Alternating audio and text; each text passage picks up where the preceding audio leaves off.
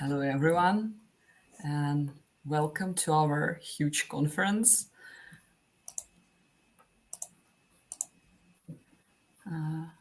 One second, let's everyone join us.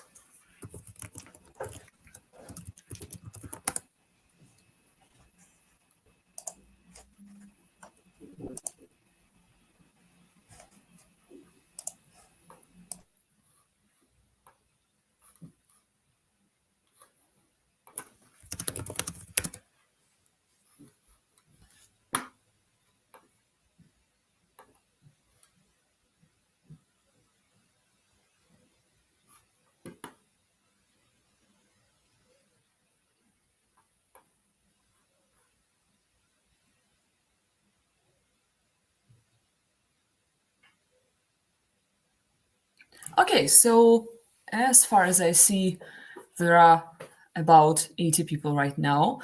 While we are waiting for others to join, can you please let me know if you are here? Let me know where are you from, listening to us, and what are your expectations about this? Any things that you are specifically concerned about? You can leave the comments, questions, etc. No, okay, Alexander. So you can leave any comments, any questions, and we'll be happy to answer them later. So let's start. So I know that with these Google and Yahoo updates, only the lazy did not make any webinar or workshop about it. Even we already did it, but still, nevertheless, it's never too bad to listen to one or more sources of information, especially when we have so many speakers ahead whose expertise covers different fields. Thank you, everyone, for being active. Thanks. And quick notes. First, we are going to select the most active person in comments, anyone who will be asking more questions, being proactively. We're going to send a prize to this person. So in the end of the stream, I'm going to select this person, and from our side, we'll contact this person and give a present. Also, we will, of course, send you the recording of this webinar because this is the top question at every stream, and the links to this site. Also, feel free to subscribe to our channel because here we really put a lot of efforts into the content we publish here, and we try to ease your life as much as possible. Yes, so let's move to the structure of our conference. So the first part, here, me and Angelina, my colleague from Deliverability team, we are going to discuss fundamental things because even though this topic is very discussed during the last months, we still have a lot of questions from customers. So we're going to try to cover as much as possible from basics. And we are going to answer some questions. After that section, our customer success team joins the webinar, and they will be discussing how to keep your spam complaint rate below the current percentage. But they will speak less technical things. They will discuss less technical things. They will cover from their perspective how to improve your situation and reduce risks. And in the third section, our speakers will join the conference, and I'm gonna ask them questions, very painful questions, and they will be happy to share their knowledge. Okay, so let's move to this slide. Represents us, but I have already shared who we are. So let's move to the structure of our first section.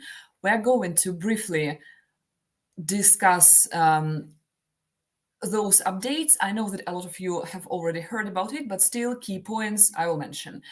Then I will again explain what is the domain rating and spam threshold. Then Angelina joins us, and she will speak about all these difficult technical stuff like DKIM, DeMark, SPF, all that. and she will assist you with the information about tools on how to track your email health, because this is one of the top questions people typically ask, and email blacklist monitoring. Do you need to monitor your domain, your IP addresses, what email blacklists are the most critical ones? And the last here is how Reply helps businesses with deliverability. So let's go. Gmail and Yahoo updates. I would say that eventually it all looks like a storm in a teacup. So let's do a quick checkup on key points to sum up what we already know. So generally, it was said that you need to follow best practices Gmail asks you to do, and Yahoo by February 1st, 2024. But on the next slide, I will show you the timeline they have published. So it doesn't mean that starting from today, you will be punished for your outreach. No. Who this concerns? Generally, I would say it concerns all senders, but they specifically point attention to bulk senders. Who is bulk senders here? You are considered as a bulk sender if you send from your domain, one domain, more than 5K emails to recipients who use free Gmail accounts. So this is very important. If you send emails to business domains who use, for example, Google Workspace, that's fine. You're not considered as a bulk sender. So be very attentive. This is a key point. It only counts if you send to free Gmail accounts. And here is the promised timeline. So gradual and progressive reinforcement for bulk senders. So by February 2024, bulk senders who do not meet senders' requirements will start getting temporary errors with particular error codes on small percentage for their non-compliant email traffic. And these temporary errors are meant to help senders identify email traffic that does not meet Gmail guidelines, so that senders can resolve the issue. By April, Gmail starts rejecting a percentage of non-compliant email traffic and gradually increases the rejection rate. For example, if 75% of senders' traffic meets their requirements, they will start rejecting a percentage of the remaining 25% of traffic that isn't compliant. And by June, bulk senders have to implement one-click unsubscribe in all commercial and promotional messages. So it's fine if you don't have that now. There is a question about 5K. I'll probably answer right now. So it's considered per day, not per week, not per month, per day. New requirements, key points. So if previously you have heard that there are recommendations to set up SPF DK IM DeMark records, yes, but right now this is mandatory. You need to have this set up. Moreover, I strongly recommend you to have all these 3 records set up, because it's very important. If any of your records fail, you will have your second record that will cover your domain at this point. So what about one-click unsubscribe? So right now it's needed only for bulk senders, and you remember the criteria here, and only for marketing messages. That thin line, what is the marketing and what is the promotional email, and is your message considered as a marketing or promotional email, we'll discuss later in panel discussion, because this is something that I see very often when people ask if my message is considered as marketing or promotional. If you use transactional emails, no, you do not need to use list and subscribe header. And speaking about difference, if you have an opt-out link in your body and list and subscribe header, do you need to have both, or that opt-out link in your body is enough? No, that link is not enough. So if you're a bulk sender and you are doing promotional emails, you need to add specific list and subscribe header into header. You can contact your tool, support of your tool that you are using, who can assist you with that. Yeah, so the next section of requirements refers to settings like PTR record, TLS, this refers more to cases when you use your own mail server, because most popular mail providers, they do cover these questions. As for spam rates, so generally it's your spam complaint rate should not exceed 0.3%, and it's better to keep it about 0.1, which seems to be very, very small percentage. Next, there are particular recommendations about format standards. Again, it's if you use your mail provider, which most popular mail providers, if you use a tool, most likely people already taken care of this and you don't have to do it on your own. This refers also to the requirement not to impersonate Gmail from headers. And of course, Gmail publishes their best practices that they strongly recommend to follow. And if you have any further issues with deliverability being considered as a bulk sender, they will ask you to follow all the best practices, and only then you will have an option to contact them and possibly resolve the issues you can face. So, speaking about general best practices, it's very important that you increase your sending volumes. Why? Because even if you have an old domain, but you haven't used any tool to send cold emails or send warm emails, whatever, if you suddenly start increasing your sending volumes, that will be super suspicious for your mail provider, and most likely you will be either blocked or you will get into spam. So it's important to gradually ramp up your sending volumes. When you reach your final volume, try to send emails at consistent rates, so avoid like spikes in your sending process.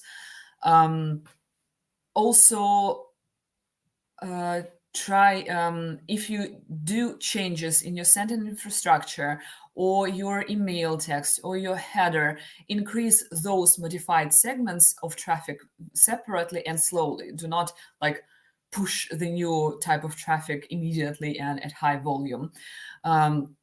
Also, messages of the same category should have the same from email address. For example, you send transactional emails, you send like commercial emails, and you send some kind of like private emails between you and people you know. It's better to use the separate from addresses and keep it like that, because this is important.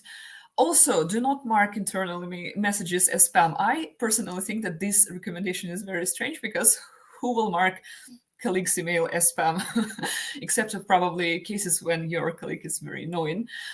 Anyway, just don't do it, because you will teach your mail provider to filter your colleague and yourself as spam. And use Postmaster to get information about emails you sent to Gmail users. I will give you more details about Postmaster later. So, let's go back to the question of spam complaint rate. There is always a confusion between spam rate and spam complaint rate.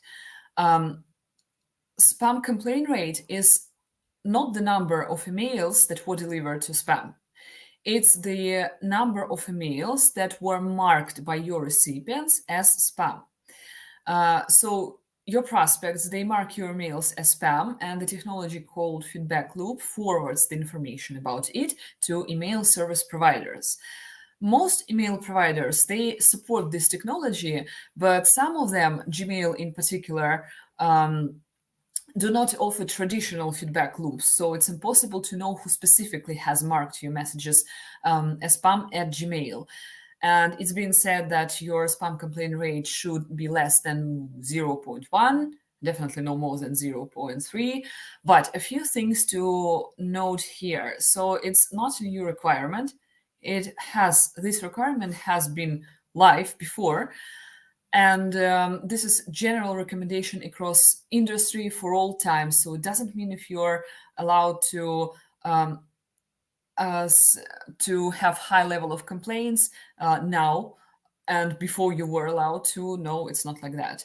And also you need to understand that you will not be punished for high spam complaint rate if you're doing everything fine. I mean, if you're a good sender and in all aspects you're doing great, and suddenly you face the spam complaint threshold, no, you will not be punished, most likely.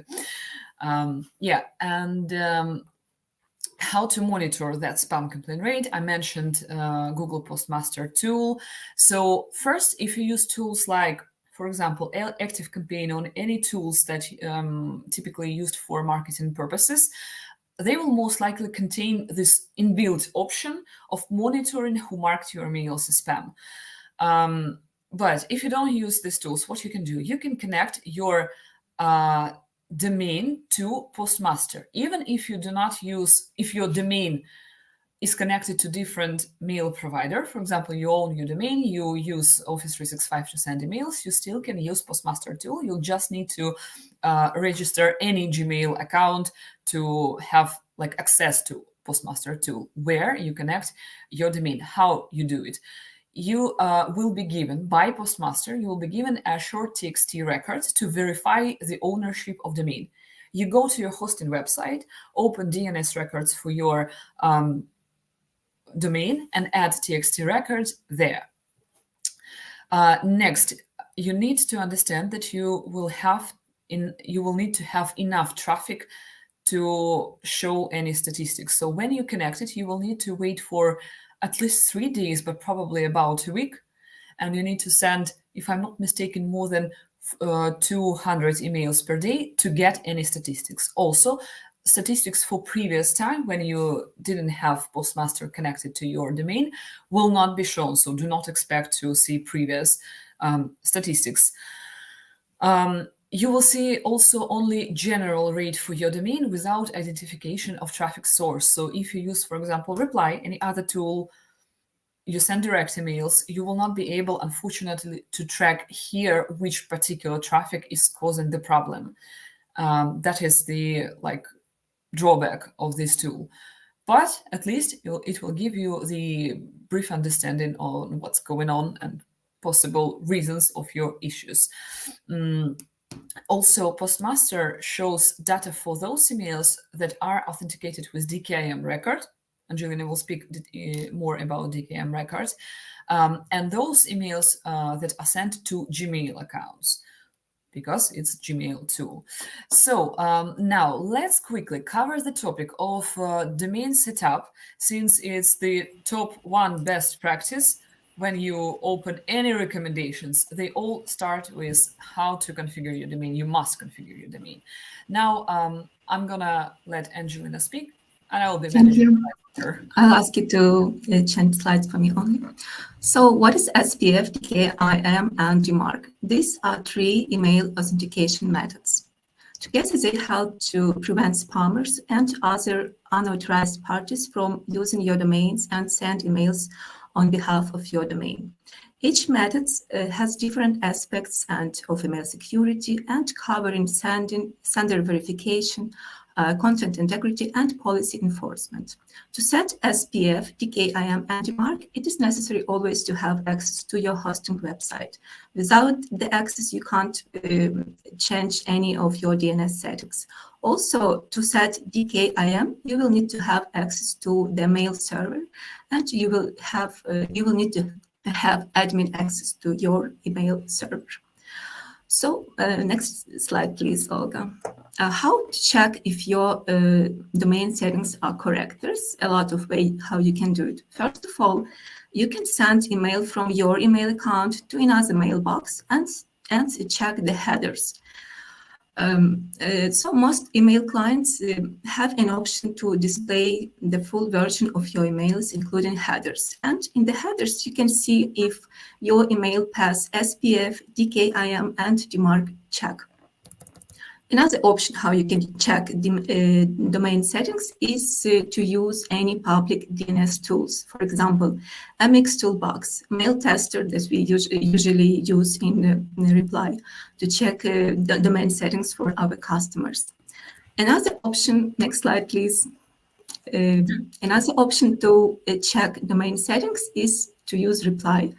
If you navigate to the safety settings of your email account, you can see that there is a health check section. And if you see that some of your records are red, you can click on them and you will be redirected to the live chat where we can help you and guide you how to set domain settings. What are the risks? Next chat, please, Olga. And what are the main risks if your domain settings are not correct, if they are not set? First of all, your domain can be used for phishing and spoofing attack. Another important aspect, you may have problem with deliverability, such as low reply rate, low open rates, spam issues, and other problem. Also, you may have problem with bounces. For example, in the screen, you can see some examples of bounces that can happen when your domain settings are not set. You can understand this is happening just checking the bounces and understanding the code for the bounces. As usual, they say that there's some problem with SPF, DKIM, or DeMark. Let's talk about each of these settings. So what is SPF? SPF record identify all mail servers or IP addresses that can send emails on behalf of your domain. You should also know that domain can have only one SPF record. If you use a couple of mail servers, you will need to add them all to one SPF record, but you can't use 2, 3, or more than one SPF record at your DNS. How to know the SPF record that you need to use? So SPF record depends on your mail server. If you don't know your SPF, you can check support articles at your mail providers, or you can just contact your mail provider support and ask to provide a correct SPF record for you. Now let's move to DKIM. What is DKIM? So this is another domain setting. This is another option for domain settings, and it is a digital signature that is added to the header of your message. And it allows the receiver to verify that your domain is actually authorized. How to generate it and how to set DKIM. First of all, you need to understand that DKIM is always generated at the site of your mail provider. Then you will need to add it to your hosting website. Unlike to SPF record, the form of DKIM record is always different. It's not only TXT type or some other type. For example, for Google Workspace users, DKIM is configured as TXT type record. But if you use Office 365, probably your DKIM will be represented as 2 CNAME type records. Let's talk about DeMark. What is DeMark? DeMark indicates how receiving email server should handle emails that fail SPF and DKIM check. So, as usual, DeMark includes information such as enforcement policy, reporting address, and additional configuration options. And currently, there is 3 main DeMark policies that you can use: none, quarantine, and reject. Based on the recent updates, at least you need to have none policy. However, we highly recommend to use more strict DeMark policy for your security and to save your domain from any attacks and spoofing. And now let's talk about tools that you can use to track your email health. So there are a lot of tools and services that you can use to track your domain health, your campaigns, and monitor your deliverability. Here are some popular platforms that you can use to monitor your domain health. Previous slide, please. Sorry. No problem. So first tools, they are email deliverability platforms. They offer tools. They may offer tools for inbox placement tests, reputation monitoring tests, DNS settings, and other tests. Another tools that can help you to monitor your health is email authentication tools. They can help you with checking your domain settings and troubleshooting them if they're not correct, or if you have any issues with DNS. Another tools that you can use to maintain your sending reputation is validation tools.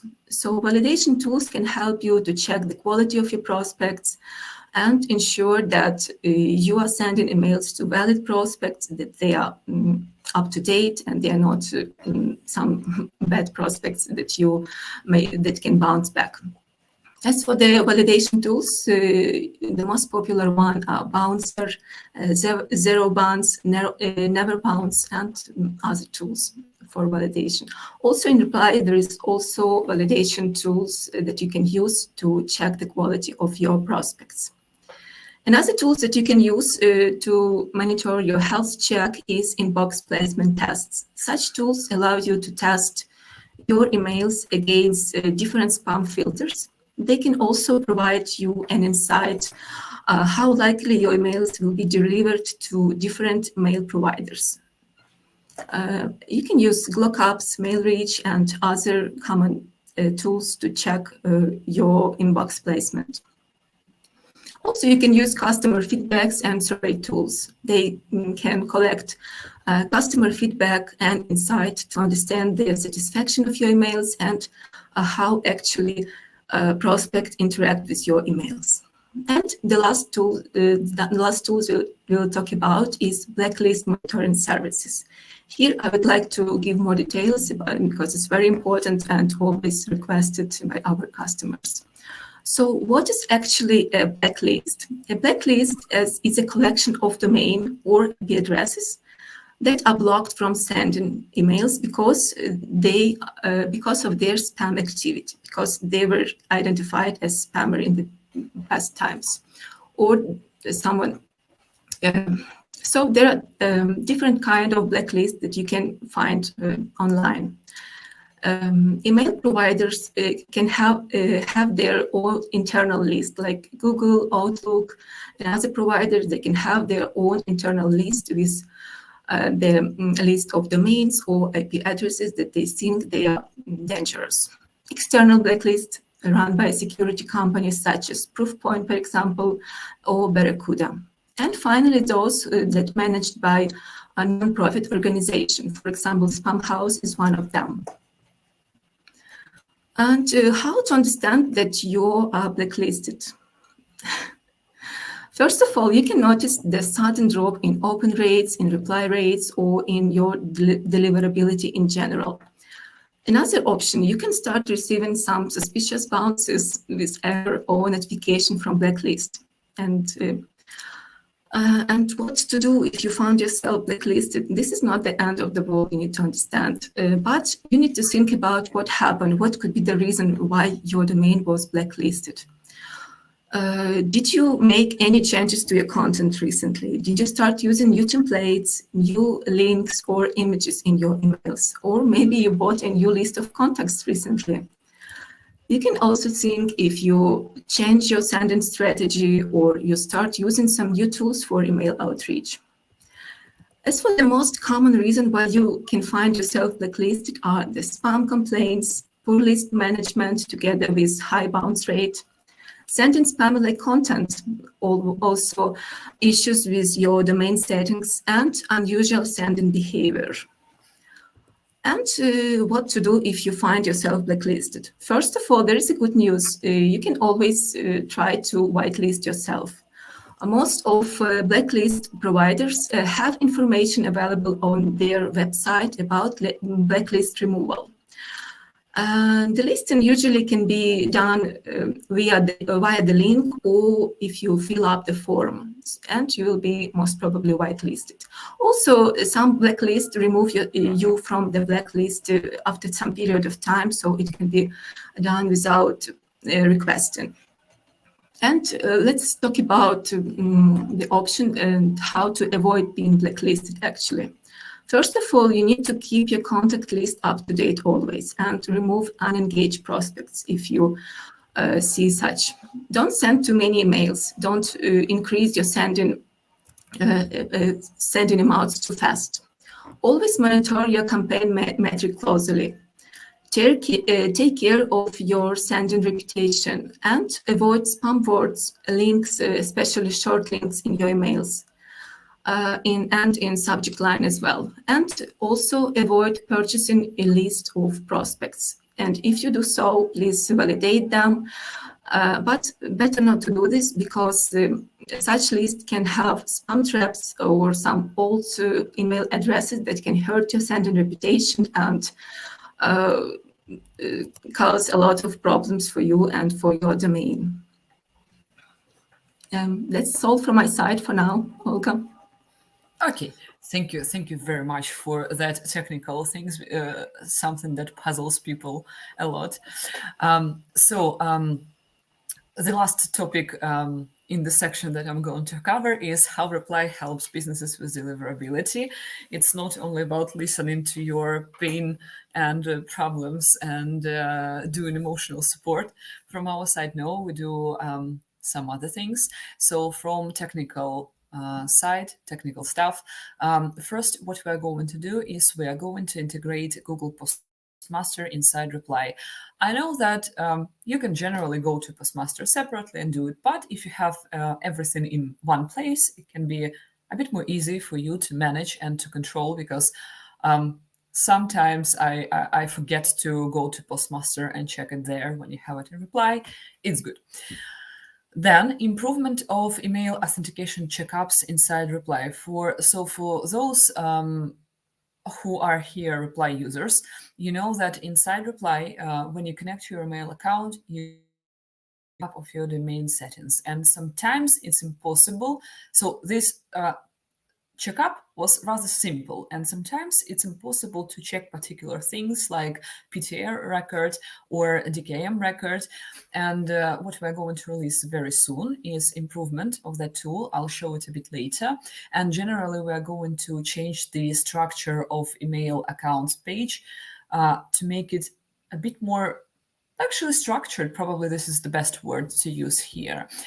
And next, in the field of cooperation, education, and staff, in particular, first we are going to extend deliverability department with highly qualified specialists to cover as more painful questions from our customers as possible. We also do our best to educate customers and to provide the full assistance both from customer success department and deliverability side, because typically when you have deliverability issues, it's not only broken SPF or broken DKIM. I mean, yes, this is something that you need to check first and fix first if you have the problem, but generally, it's the combination of different factors that impacted and dropped down your sending reputation. That's why we need to handle it from different sides. Also, here is the screenshot of how integration of Postmaster is going to look in Reply. So for each domain, you will have a separate section where you will see your email accounts that belong to this domain. You will see the section domain setup, mailboxes, and spam monitoring. Everything will be right near your email addresses. And here are two examples of good SPF, good domain setup and domain setup with things and issues. So if you see any issues, you will need to click on the issue, and again, you will be redirected to me and Angelina. And when we are back on the shift, we will be very happy to assist you. So that's basically all from my side. Now, thank you everyone for the questions. I'm gonna start answering them. So the first question I would like to discuss is from Steven. So if you work up to a high volume, should you try and stay there? And if you take a break on a holiday, should you ramp up back? So speaking about first part of this question, there is a recommendation to try and keep your traffic in a steady volume. So when you have reached your maximum, try to keep it. But I would here recommend you to monitor your rates. If you notice that you have drop in open rates, drop in reply rates, some other issues, it makes sense to start reducing your traffic, because if you, for example, started to fall into spam, it makes no sense to shoot out a lot of emails. First, you will spoil your recipients list, your prospect list. Second, you will worsen your situation. So be careful and monitor your rates. As for break on holidays, should you ramp up back? I would personally increase my send in volume slowly, because of course if we're speaking about a couple of days, that's fine.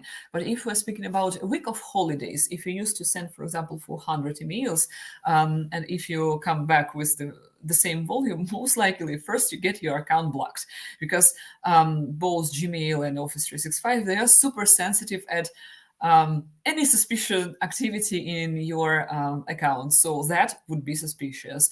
And this is typically what I expect after holidays when we work in reply. So this is okay if after holidays we see some accounts being blocked, suddenly spam issues appeared, that's normal. Next, there was a very good question about ARC record. This is something that is mentioned in Gmail recommendations, but something that is rarely covered. How it works. So this particular record is needed when you either use intermediate server to transfer your emails, or when you forward your emails. Because when your emails are forwarded, your DKIM fails and your SPF fails. And when DKIM and SPF fail, DeMark will fail too. So if you do not use ARC record, emails are at risk. This record will help you to combat it. But here is the thing, you as a single user of, for example, Gmail, you don't have to do it on your own. It's typically something that is adjusted from either your mail provider side or intermediate server that you are using. The next question, Adish, thank you for several questions too. What I mean under list unsubscribe header. For some reasons, I did not include this into my slides because I thought I need to do it. When you open any marketing email you receive, at the top, you will see a gray word unsubscribe. So this is basically that header. It's inside the email header, and you see it as a final user, as a recipient. You see it at the top, you click, and you easily unsubscribe without scrolling down to the bottom.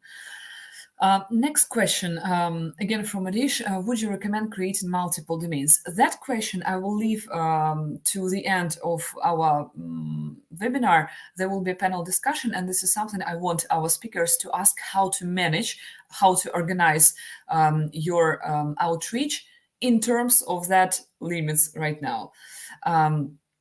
Also, validation tool, a question about validation tools. Some contacts are often returned as risky. Are those fair game to be used? So with risky prospects, it's a game like 50-50. They can bounce or they cannot bounce. So at some point, email validation tools, they didn't get accurate result about the status of this particular email. That's why they can't give you this result. Obviously, you need to guess. What you can do is you can first evaluate generally your list. If you see that not many emails bounce, that it's rather up-to-date list, you can try to send emails to those risky prospects, and you'd better monitor your bounce rate. So if you see that it suddenly increases, try to check bounce reason and identify. If you see that risky prospects appear to be invalid, okay, stop and do not add risky prospects. If they're working properly, yes, why not? You can continue. I think this is very also important to touch the question of bounces, because we didn't pay a lot of attention to it. And those updates, they do not again, also point attention to it, but try to keep your bounce rate below 5%. I know that sounds difficult, but it's very important. And when you work with bounces, what you need to do, if you see that you have increment of in bounce rate, go and read what's written inside bounces, where to find it. If you use reply, you can do it inside reply, but generally you receive those bounce back messages to your mailbox. And it's very, very important that you check those bounces and do not delete without checking it, because there are plenty of different reasons why your emails can bounce. And it can be invalid email, or you can be rejected because of spam and all this stuff. So yes, so this is very important that you check. For those people whose questions I was not able to answer, I will try to get back to you in the comments section. And right now it's time to switch to our second section. Our speakers are already here. So Stephanie, Joshua, welcome, our beautiful, fantastic customer success team, customer care team. I prefer to say it like that. Joshua, probably you can start. Yeah. Well, I can quickly start. So for those of you who don't know us, I'm Stephanie. I'm the director of our client success team here at Reply, and this is Josh. He's one of our senior client success managers. He's also our content specialist. So, you know, later on, he's going to talk about some content best practices. And what we really want to chat about today is really how to keep your spam rate below 0.3%. So just a bit of background about both of us. Josh and I have both been with the company for almost 8 years. And, you know, as much as we can, you know, talk to our customers about content and strategy and things like that, you know, we've all realized that deliverability is so important, because you can spend all that time, you know, getting your sequences ready to go and looking at your contacts and doing all that research. But if your emails are not getting delivered, all that work kind of goes down the drain. So, you know, our deliverability team, you know, they've been working hard over the last few years, and they've built such a great team. So we're really happy and proud of them. So yeah, so Josh is going to kind of kick it off by talking about some settings in your reply account that you should really pay attention to, just to ensure that your emails don't go to spam. I will be talking about warming up your email accounts. We'll be talking about your contact list hygiene. And then Josh is going to finish it off with some really good information about content and really what to look out for when you're creating that content, again, to keep your spam rate low. So Josh, take it away. Absolutely. Let me share my screen. Oh. Sorry, really quickly, guys. This is the first time Josh and I have used StreamYard. We always use Zoom when we run our webinars with our clients. So maybe a bit of a technical issue right here. Yeah, Stephanie, can you share your screen? It's not letting me for some reason. Let me check. Hold on 1 second.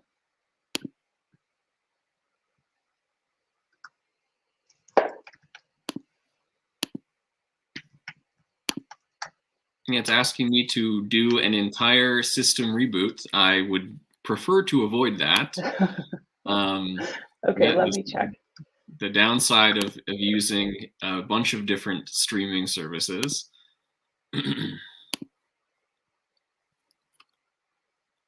Okay, let me check.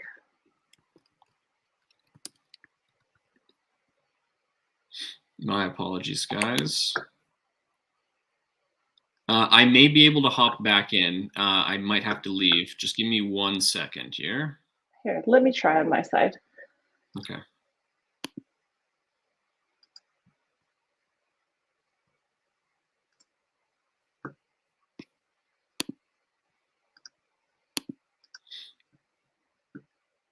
Ooh. Is it asking you to? There we go. Perfect. Perfect. All right. Apologies for that, guys. I do know what I'm talking about, but this is about deliverability, not about screen shares. There you go. So yeah, this is essentially where I was going to show you guys. There are a couple of key areas that you want to look at in your reply accounts in order to optimize your deliverability. Let's start, Stephanie, by clicking into the email accounts section on the left-hand side. And then this is going to bring you to your email addresses that you have connected. You can click inside of one of the emails. The process should be pretty similar across the board. Once you're in here, Olga and Angelina may have already alluded to some of these other bubbles that will pop up under email accounts health. But what we want to focus on right now, if you scroll down a little bit more, are the safety settings. So let's click into safety settings. And the idea behind optimal deliverability is going to be consistency. You want to try to either steadily increase your number of sends on a steady flow, or you want to remain at a pretty consistent plateau. You want to avoid big spikes in activity as often as possible, because that's what kind of sends red flags over to the email provider side, which will ultimately result in deliverability issues. So the first thing you're going to want to do is enable the daily ramp up. So all you need to do is click into your email address, toggle this guy on here, and the starting values by default are consistently best practice. Your starting value should be within 50 emails per day, 50. You typically don't want to increase that higher, because most warm-up tools typically ramp you up to that 50 emails per day kind of area. And your ramp up value should be 10 or lower. And essentially, we will start sending 40 to 50 emails per day. Once we hit our cap for day one, tomorrow we'll increase that number to 50, the following day 60, and so on and so forth until you hit whatever total number of emails you've set up at the top. 400 is our reply limit, but we do recommend probably stopping at a lower number. Having worked with a number of different clients and a number of different use cases over the years, Google in particular tends to cause issues around the 200 mark.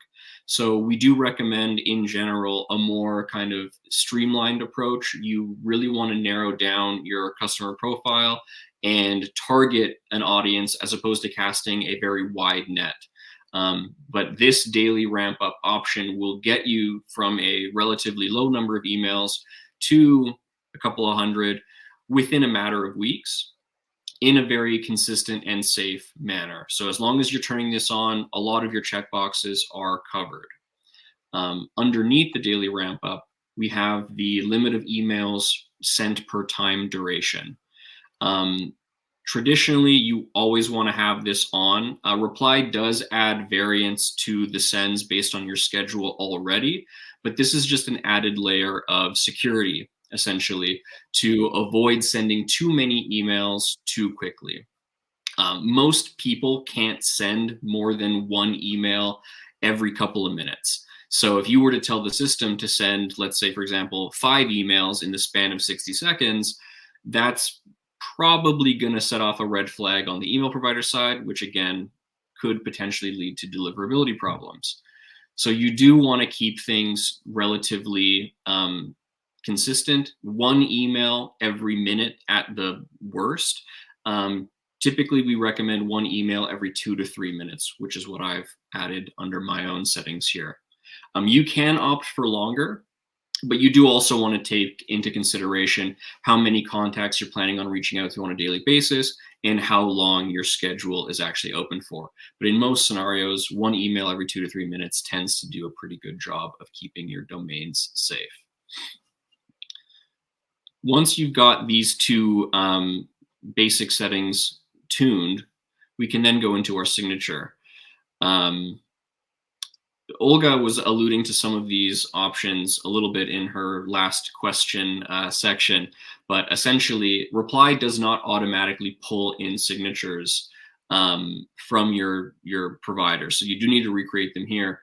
But when you're crafting your signatures, you want to make sure that you're not overloading them with a ton of HTML-based factors.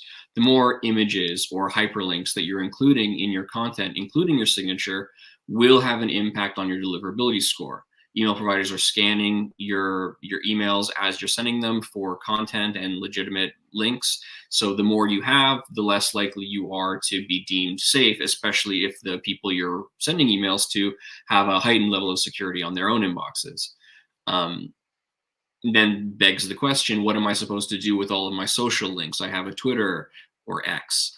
I have a Facebook link, I have a LinkedIn, I've got a link to my website. What do I do with all those? I want people to interact with them. And the answer is you need to prioritize. You can add all of them, but in general, you're not only lowering deliverability from the sense that the HTML is going to give you a little bit of a hit, but you're also diluting what people are going to immediately want to interact with.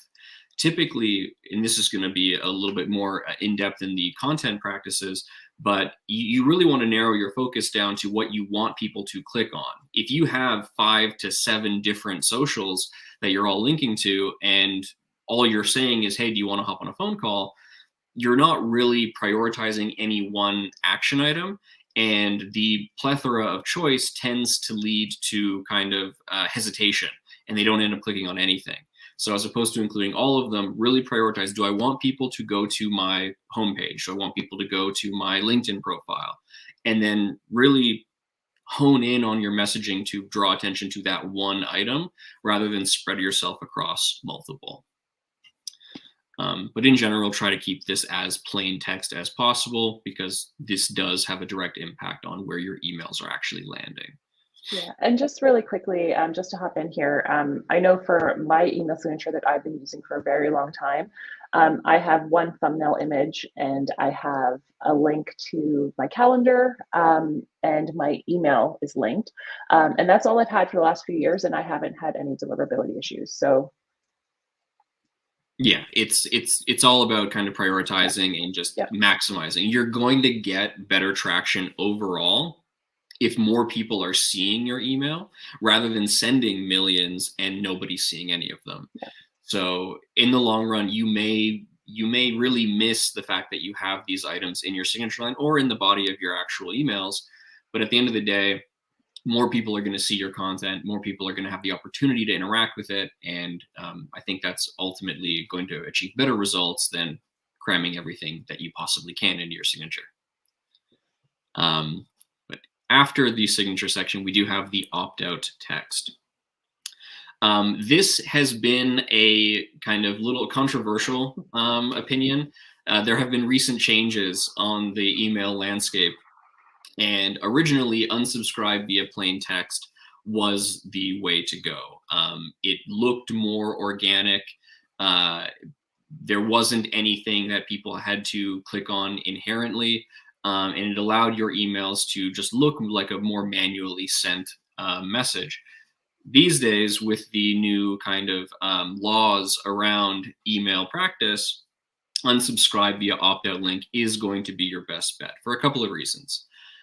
It does include an HTML-based factor. It is a tracking link, but when you're sending an email with the unsubscribe link, a lot of larger platforms and more established domains require some form of immediate opt-out method in order to actually access their inbox. So if you don't have an opt-out link, you're immediately kind of exempt from entering. In addition to that, you have to think about manual spam rate.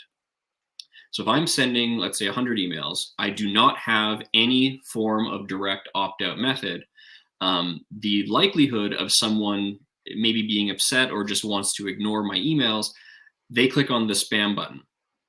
That's infinitely worse than if they were to click on the unsubscribe link, because when somebody manually marks you as spam, you're now being kind of added on the email provider side to a blacklist of sorts. And the more you get marked as spam, the more issues you're going to experience with entering primary inbox folders.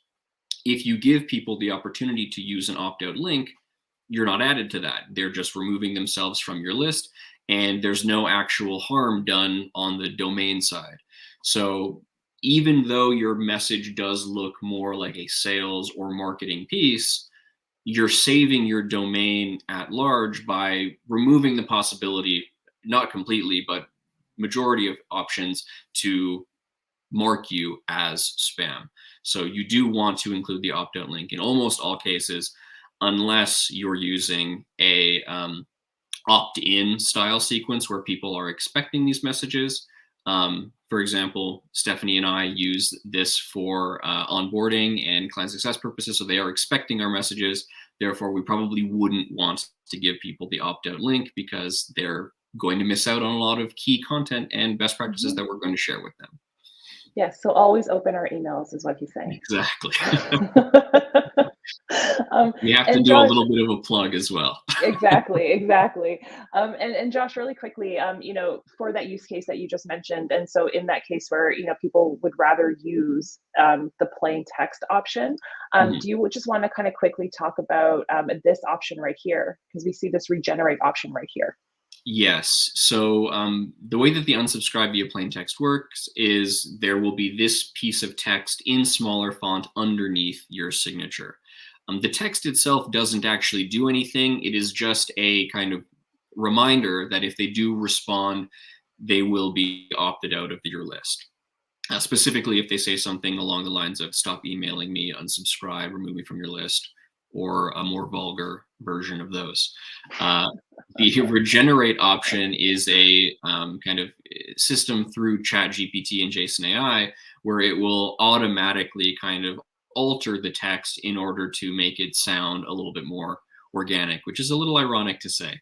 But from a functionality point, you can regenerate the text as often as you'd like. You can even technically remove it, though we would not recommend it, as this is a deliverability focused webinar.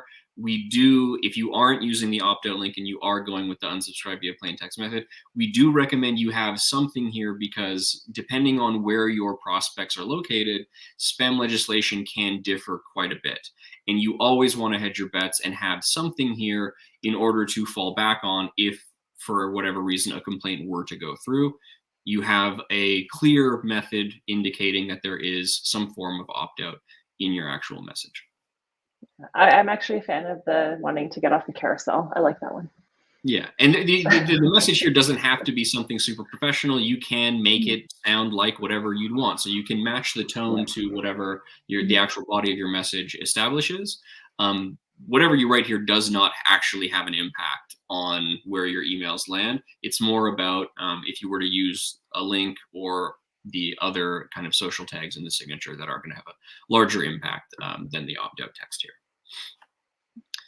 The next section, as far as settings are concerned, is actually located in your emails. So if you go to the email section on the left, there are a couple of points here, specifically in email safety, that you also want to take into consideration. So we already talked about how there's inherent variance to our sends, and you can add even more security by limiting the number of emails you can send per minute. Specifically, the delay before sending the first email and max daily emails per contact. These are more kind of nuance that you can add on the back end to help make your emails look more genuine. Max daily emails per contact is pretty self-explanatory. The number of times you can hit a contact in your sequences per 24 hours. Unless you have a very unique use case and you want to kind of double up on a send and follow up immediately, you probably don't ever want to send more than one email to a contact per day outside of a traditional conversation. I feel like that's a surefire way of getting someone to probably report you as spam if they're just getting inundated. Yeah, exactly. Throughout the day. We're going to talk more about that in the content side of things in a little bit. But yeah, you want to be as respectful of your prospects' time and inbox as possible. In a lot of cases, you're using these for sales reasons. They didn't ask for these messages. They don't know who you are. If you suddenly show up 2 to 5 times in their inbox, they're going to start questioning why you're even there and not even read your message. They're just going to kind of hit that spam button. Yep. Yeah, and then you're done. So you want to make sure that you're being as respectful as possible, limiting this to 1 email per day, just so you're not stepping on the toes of any active conversations, and allowing your prospects to digest the content that you've already sent them, and then you can follow up in a day or 2. Then we have the delay before sending the first email. This is not as integral as the other emails per minute option, but this does add another layer of variance and adding to that manual nature of the sends. By default, this is going to be set to 30. I typically don't see a reason to change this unless you have a very strict kind of schedule that you want to abide by in your actual sequence settings. But in most cases, the variance, the natural variance that reply includes, is going to kind of offset this. So you can increase this. Again, the more time between each email that you send, the better you're going to be deliverability wise. But 30 seconds is a traditionally good option, so you don't need to change this if you don't want to. The last section for this particular setting, if you just scroll down to the BCC option. So everybody knows what CC and BCC is. We do have a global BCC option available. I would only recommend using these in the case of trying to track emails or activity for an integration. If you have a CRM and you want to track all that activity over there, BCCing is an option if we don't have the native integration available under the execution tab. Adding a BCC, regardless of what that email is, can impact deliverability. So if you're kind of trying to forward all of your emails to one kind of merged inbox because you're working on behalf of your sales team, you're probably better off setting up forwarding options in the emails themselves rather than using a BCC. By adding that BCC, you are now attaching another entity to all of your outgoing messages, which will act similarly to the extraneous HTML-based factors. It will lower your ability to land in the primary inbox folder. So BCC is primarily for integration use only. Anything else can probably be covered by an email forwarding on the email provider side. All right. Thanks, Josh. I'm just looking at the time. So we have about 25 more minutes to get through the rest of what we want to talk about. Normally when Josh and I do these sessions, we tend to go for a whole hour or if not more. And so we have 45 minutes today. So we really want to be respectful of everyone's time today. So Josh, if you don't mind, I'm going to hop in. I'm going to start talking about warm up. So I will just stop sharing my screen. Absolutely. Okay, perfect. Thank you. And Olga, I believe Olga is kind of in the background. Hey, Olga. Olga's going to help me with some of the slides that I have prepared. So yeah, we're going to talk about warming up your email accounts. There's two ways that you can do this. And warming up your email accounts, and Josh kind of alluded to it a bit when he talked about ramp up mode and whatnot, really, really important for your outreach. You know, there's really two times when warm up is going to be really important. The first one being if you're using a brand new email address or new domain. Like Josh mentioned, you know, anytime your email provider sees abnormal spikes, they have algorithms set up which detect those spikes and could potentially red flag your email, your domain as potential spam. So that's really what we want to avoid. The second time or kind of use case where you would use warm up would be if you maybe took a small break from outreach, for example. So maybe you took, you know, maybe 2 months, you're kind of, you know, looking at your content, looking at your contact list, and maybe just looking at your strategy. It's always a good idea to kind of re-warm up your email account or just kind of maintain that sending reputation that you already built up in the past. So again, there's two ways that you can warm up your email accounts. You can do it manually. So I know Josh just kind of quickly went over these settings, so I'm not going to go into them again. But like Josh said, you know, slowly, you know, starting at maybe 40 emails per day and slowly working your way up. And like Josh mentioned, you can use that daily ramp up mode. That's always a good idea. And the emails per minute, it's a great idea as well. You know, there are some automatic tools, and I'll talk about that in a minute. But before these kind of automatic warm-up tools came out, what we used to do here at Reply, and I remember Olga and I doing it together, if we were trying to warm up a new email account, we would send emails to each other. So, you know, sending emails to coworkers, you know, friends, family, and really just asking them to open that email and then respond to that email. And more importantly, if that email maybe, you know, don't mark it as spam. If it goes into a promotions tab, move it to a main inbox. So it's all very manual, but that's something that you could do during that manual warm-up process. So Olga, if you want to switch to the next slide, perfect. So like I mentioned, there are some automatic tools out there that are going to warm up your email accounts for you. So it's going to be running in the background. You really don't have to do very much other than the initial setup. So one of those tools is MailToaster. So this is a company that we partner with, and MailToaster is going to automatically increase your daily limits while your emails land in the primary inbox of the recipient. So it is a peer-to-peer network. So for everyone who is signed up for MailToaster, for example, MailToaster will send emails amongst that group of participants. MailToaster will ensure that those emails are delivered to the main inbox. And as you can see right here, I just kind of included a quick screenshot of where the emails are landing for one of our test accounts. So you can see right here, we have 521 emails that have been sent, and they're all landing in that inbox. So you can really see where those emails are landing. One of the important things to remember is if you are setting up warm up via MailToaster, create an inbox filter in your email account. This will ensure that all of those warm up emails that are going amongst that peer-to-peer network are going into that folder, so it doesn't kind of clog up your main inbox. I know when I started using a warm up tool years ago, a lot of those emails were coming to my main inbox, and I had a bit of trouble differentiating between the warm up emails and the regular emails. So yeah, just create an inbox filter. It takes 2 seconds in your email account settings, and you should be good to go there. Olga, if you want to head on over to the next slide, perfect. So like I mentioned before, there are 2 times when you should be using warm up. So we can see right here within MailToaster, we have the option. So this current profile is set to reputation protect. So what that means is this email account has already been warmed up, but MailToaster is still working in the background and sending those warm up emails, making sure they're going to inboxes. If they land in spam folders, removing them. To maintain that sending reputation that you've worked so hard to build up. There's also new email accounts. So again, this would be the option if you are starting from scratch with a new email account that you haven't been sending high volumes from, or a new domain.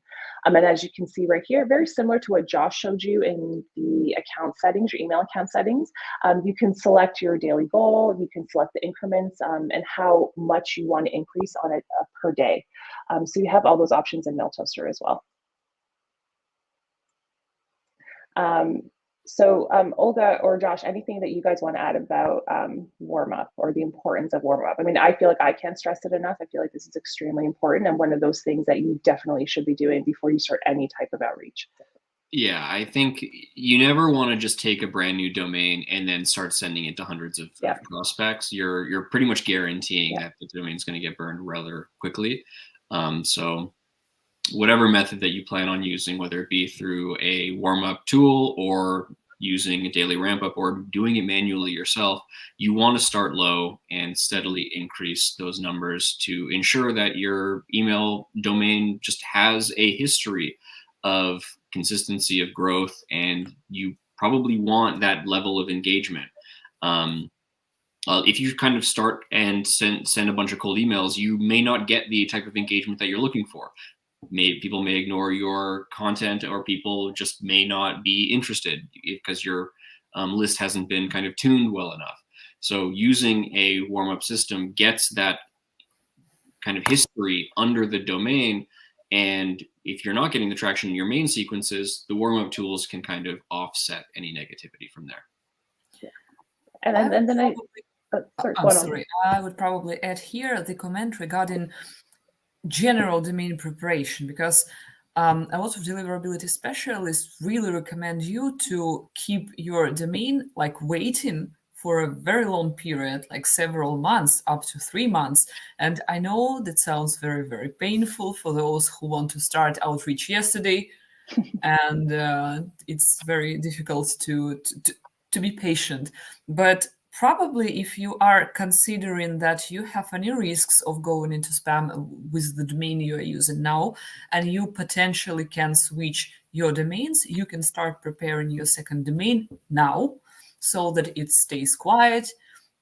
When you are ready to start, you can a bit warm it up, and that would be a good strategy. Yeah. And I think it's, to your point, Olga, I think it's really important. I know a lot of times, people are really excited to, start their outreach, and they're really eager to get going. And what we really stress to our clients is, from a deliverability perspective, from an engagement perspective, it's just so important that you put the work in ahead of time before you hit go on that sequence. It's definitely going to help with your deliverability. In this case, utilizing a warm-up tool, for example, and really taking that time to properly warm up your accounts, but also from an engagement perspective as well. So I think this is a good segue into what I'm going to talk about next. Yeah, are you reaching out to the right people? This is going to have such a big impact on your deliverability and your engagement, and this is something that we talk about all the time. So really, there are 3 things that you want to consider. Has your contact information been validated? This is so important, making sure that the people you are reaching out to, the email addresses that you have, the contact data that you have, it's valid and it's up to date. This is going to go a long way to mitigate your bounce rate. We have seen this happen in the past. We've seen people who aren't validating those contacts, and their bounce rates tend to shoot up really fast. Once they start validating, it comes down quite a bit and then levels off. So really making sure that you are validating that contact information. Again, it's going to be one of those key pieces that you should have on your checklist before you hit go on your sequence, before you upload your contacts. We have native email validation within Reply. It's so simple to use. You just select the contacts that you want to validate, you hit validate, and there's going to be 3 statuses that come back. So if you see a green check mark beside a contact, that means that that email is valid and you're good to go. If you see a red X beside that contact, it means that that email is invalid. And the nice thing about Reply is that if a contact has been deemed invalid with that red X, you don't have to worry about deleting from the account. We just won't send emails to that contact who has been deemed as invalid. And then the third is a gray exclamation point. And so that means that that contact has been deemed as risky. So what we have found that with that risky status, there's about an 80% chance that email will go through. I've seen risky contacts, emails been delivered, multiple opens and replies coming from those risky contacts, but I've also seen them bounce. So what we recommend is that if you do validate a list, or when you validate your list, if you have maybe 200 risky contacts, slowly move maybe 10 or 15 into the sequence at a time, see how they perform, and then maybe add another batch a week later. And the reason we recommend this is just in case they bounce, if you add all 200 at the same time, that bounce rate's going to go up really, really fast. So, validating your contact data, key thing that you want to make sure you're doing before you hit go on that sequence. Another thing that you really want to consider is, have you defined your ideal customer persona or the decision makers, or really taking a look at the people that you want to reach out to. We refer to a method called spray and pray, and I don't know if you guys have heard of it, but when we say spray and pray, it's like, when people take a contact list of maybe 2,000 people and they just put them onto a sequence and they hit go. Really taking the time to look at that list and look to say, okay, you know what, how can I segment this list of contacts? Am I reaching out to the right people? Am I reaching out to a decision maker who is going to see that email that I'm getting and say, hey, you know what, this is an email that, I want to respond to, that I'm not going to mark as spam because it resonates with them. They can kind of see, why you're sending that email to them. If you're reaching out to someone for a sales purpose and you have someone on your list who works in HR or marketing, it's probably not going to resonate them, and they'll probably don't mark it as spam. So really taking the time, segment your list, look who those decision makers are, or just look to, make sure that you're reaching out to that right audience. And then, are you tailoring and personalizing your content to those decision makers or those ICPs? So once you've taken your list and you said, hey, you know what, I have these 2,000 contacts, but these are, the 80 that I really think are going to be, more engaged with this. They're going to be the ones that will make the decision, or are really going to be interested in what I'm sending to them. Make sure you're tailoring and personalizing that content to them. And Josh is going to kind of talk about it in a couple of minutes, so I don't want to talk about it too much. But are you utilizing variables? Are you using custom variables there? What does that look like for those ICPs that you've identified? And again, we all want to hit go right away. We're all really eager to get that outreach going and to see those results coming in. But really taking the time to look at these 3 factors in terms of your contacts is going to be extremely important. It's going to get you better engagement, but it's also going to increase your deliverability and reduce the amount of people who are potentially going to mark you as spam. Absolutely. I think it really segues nicely into the content best practices. But if you're not reaching out to the people that are going to be most receptive to the content that you're writing, it doesn't matter. You can write a masterpiece of an email, but if you're sending it to people completely unrelated, it really doesn't matter. So this, I think, is the number one aspect that most people don't actually take into consideration as much as they should. Even within within one industry, there are probably a number of different segments that you can pull and make small tweaks to your content to just make it, again, more resonating. If I were to get an email and it just doesn't speak to me, like this is like, it's not under my wheelhouse, somebody else on my team should do it, or it's just completely written in a tone that it kind of distances me from whoever sent me the message, I'm kind of checking out, right? Because emails are they're so prevalent in today's landscape. So you really want to hone in on who you're reaching out to and then customizing that message to those different groups. So Josh, do you want me to go into your account? Are you planning on sharing your screen here? I still can't unless I leave, but no, I can do it for you. I can do it for you. Just let me know where I'm in the same account right now. Is there a sequence you want me to open for you? Yeah, it's called Hello Viewers. Hello Viewers. It should be near the bottom. Okay. Yeah, so this is a pretty good time to kick into gear about content. And I don't want to take too much time, but there are a couple of key areas that you should pay attention to. Again, I'm going to harp on the HTML-based factors. When you are... Sorry, Josh, really quickly, we have about 10 minutes. Just yeah, no pressure. I'm not going to go on another rant. I'm sorry, no pressure. You can speak. There's just a countdown in the corner. It's great. Yeah, I'll keep reminding you. Don't worry. Perfect. I appreciate it. Yeah, so if you want to click in there, this first bit, there's nothing really to show, but again, it's just harping on the fact that you want to keep your HTML-based factors limited. So that includes anything from tracking to links to external sites to images, attachments. And there is essentially a hierarchy of these elements. So for example, if you were to include one link, you're probably not in too much trouble, right? You want to send people to your calendar. You want to send people to your landing page. Those are all relevant calls to action, and you want to include them in your content. What you don't want to do is oversaturate your content with a ton of these things. Again, you're providing too many choices. You're leading them to kind of hesitate, and ultimately they may not want to engage. And the chances of you actually landing in the primary inbox folder, if you were to have, let's say, 3 links rather than 1, is actually quite sizable. So in general, choose what you want people to interact with the most and focus on that one item in your content when you're crafting your emails. Yeah. And can I just hop in really quickly, Josh? I know I tell this story a lot, but, just to kind of, to add on to what Josh is mentioning about links, years ago, we were sending out material via email to new customers that came on board, and we had multiple links in those emails, and we had really good intentions. We wanted to provide them with, the information they needed to start their outreach and be successful. And then what I noticed in my account is that my open rate dropped quite dramatically. And when we ran some tests, we found that the people I was sending to who was using Gmails or email provider, those emails were going directly to the promotions tab. And when he was using Microsoft as their ESP, it was going to their junk folders.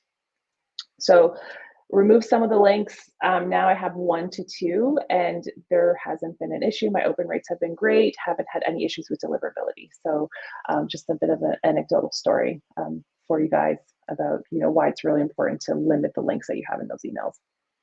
Yeah, and that's relevant. Again, like we spoke about it earlier, we're using we're sending emails to people that have opted in. They're expecting these, and doesn't matter. even if you overload the content to somebody that you know that you have established correspondence with, it's still possible to end up in the wrong folder.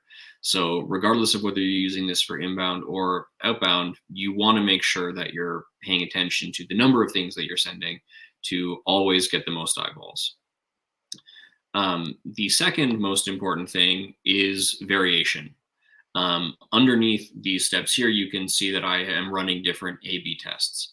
One of the factors that email providers will look at is consistency, but also redundancy. If you're sending the exact same message to thousands of people over the course of weeks and months, they're going to pick up on that. So adding in any variants and changing up subject lines, trying out different styles of your actual body, that's all going to contribute to the longevity of your domain health. Even if it's just a small little tweak here and there, it's going to contribute to keeping your domain active for as long as possible. So if you have the ability to do so, throw on A/B tests. Try out different subject lines, because you're also diversifying and you're giving yourself access to more information. If you're throwing all of your eggs into a single basket and people just aren't reciprocating what you're sending out, you're burning that list. So by trying out different things, you're giving yourself access to more information, which you can then relay into changes later on in newer sequences with newer lists or the rest of your list. So with reply, you can add as many variants as you'd like. The system will automatically split the list as evenly as possible amongst those variants. And if you feel like one isn't performing, you can just pause it and it'll automatically funnel all of the remaining contacts down the version that you want to keep going. So there's really no harm in it. It's going to keep your domain healthier for that much longer, and it just gives yourself access to more information than you'd have otherwise. So highly recommended here.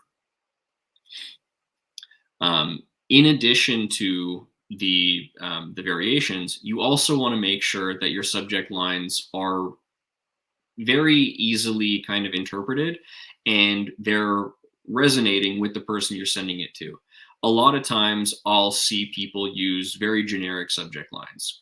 Quick call, question for you. Quick question. Something along those lines. Yeah, it happens there's a ton of different variations, but all you're doing is you're playing into the curiosity game. And that's been happening for years. So people will know what you're doing, and it's more likely that they're not going to be curious. They're going to ignore it. And if you're getting manually marked as spam without getting any opens, that's going to have a detrimental impact on your domain health. So by including a more specific subject line relating directly to what you're going to do for your prospects, or even including something like the recipient's first name, you're now dedicating the email to the person receiving it, and they're far more likely to want to engage with something that's designed for them rather than some generic thing that's clearly being sent to hundreds of other people. So trying out these different variations and relaying information that's directly relevant to those prospects in your subject line is a great way to increase your open rate, as well as lower the spam rate of people marking you without even taking a second glance. And Josh, just really quickly, so we touched on, multiple links in emails and kind of best practices around hyperlinks, just overall content, A/B testing, subject lines. What we didn't talk about yet, and we only have a couple minutes left, are the use of images in the emails that you're sending out. Yeah, so earlier on I mentioned that there's a kind of hierarchy to the different HTML-based factors, links being kind of the lowest, technically tracking. But the bigger the element you include, the bigger of an impact there is going to be as far as deliverability concerns. Adding an image or embedding a video does sound like a pretty good way to capture interest. It's been a marketing tactic for years. But for cold outreach, specifically in sales, you really have to know who you're reaching out to in order to make that kind of style work, because by adding a massive image or embedding a video directly into your content, there's a very high chance that ends up in an updates or promotions. just inherently. So would you rather have people looking at your plain text email and reading the few sentences that you've provided, or are you going to chance it on recording a video that most people aren't ever going to see? There's a level and a balance of effort versus result. And especially when you're starting out, you really want to focus on the results. You don't want to take those unnecessary risks, especially with newer domains. So I would highly recommend avoiding things like images and attachments, especially in your first step. To a fresh list. You want to kind of keep things very kind of low key, very basic. Focus on them, asking them questions about them to generate interest, draw attention to specific pain points, and that's where you're going to kind of generate the interest, and then you can capitalize that in a follow-up and potentially include your image, maybe like a graph or something to show kind of what your product or service will benefit them, or draw up a video in that follow-up that's in the same thread as your original message, which does lead me to the next point. You want to keep your emails threaded together as often as possible. This does a number of things for you. From a spam perspective, which is the main topic that we're talking about today, it just looks better.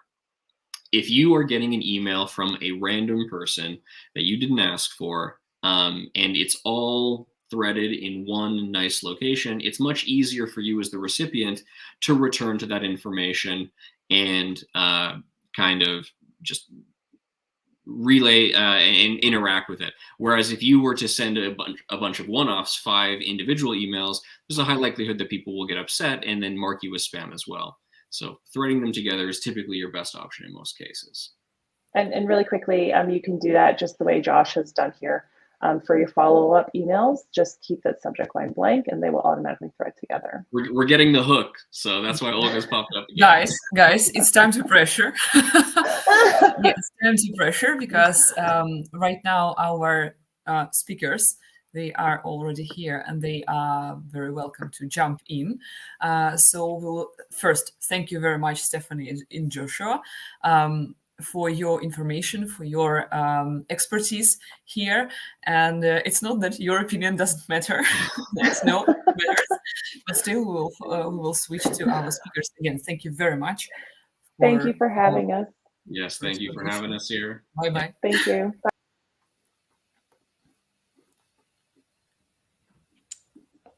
Hello, everyone.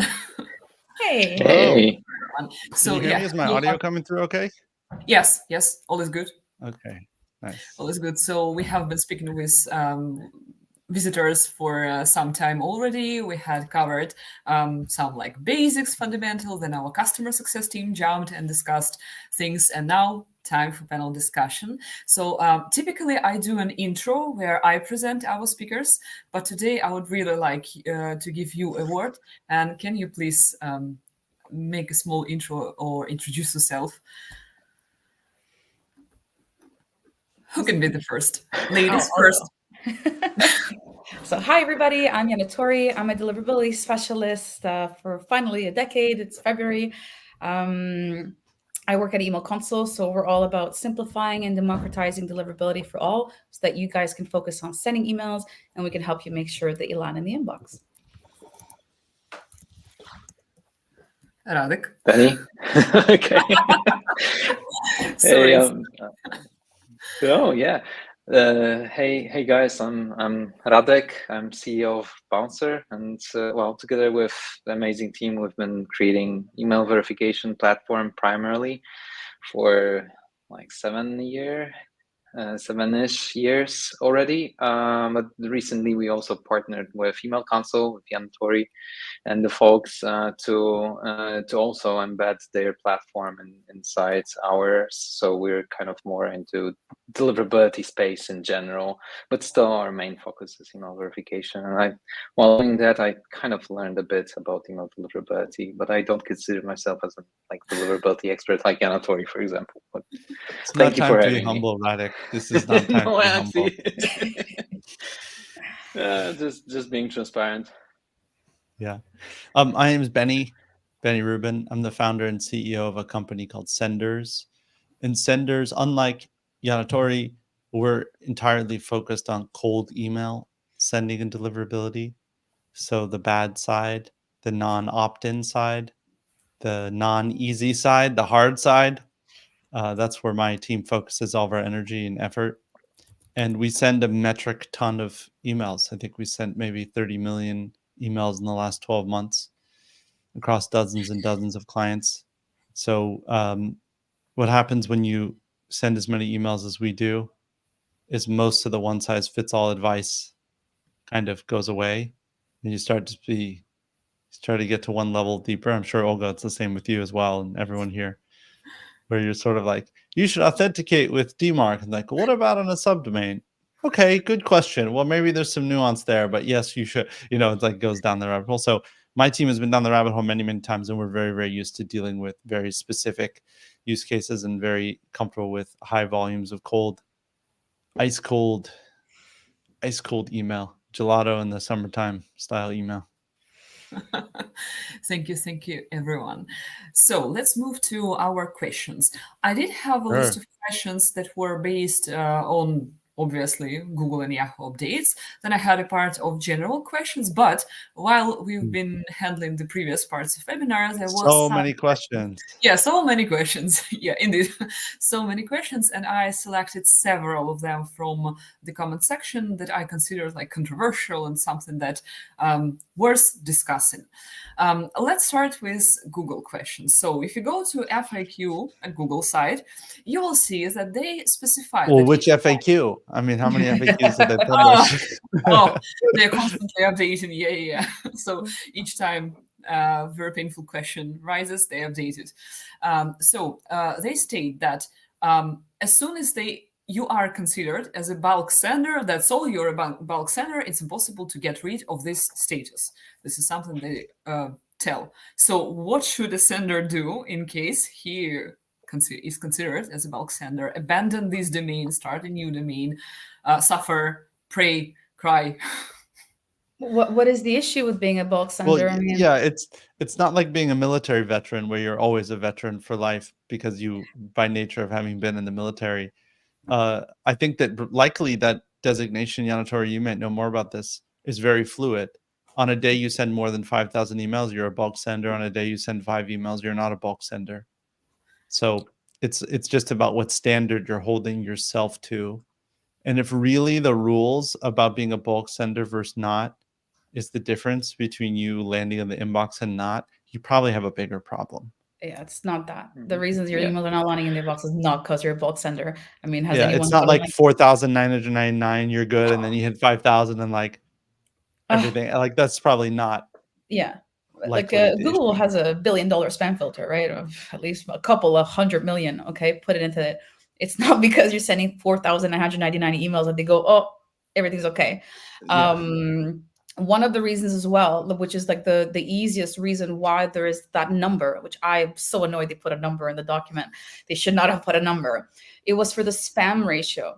If you don't send enough emails, you're always going, if you send 100 emails and one person complains, you're already over that threshold. Yeah, so one of it was to be like, right? Okay, like, if you send 2 emails and one complains, you're at 50%. They're not going to put your emails in spam. It's $1 million spam filter. They've put a lot of money to make sure this is going to be okay. So that's one of the very basic reasons why there is a number there. Like, Benny, if you're sending emails for cold emailing clients and you are sending 30 million a month, you're 30 million a year, like 50 emails a day, right?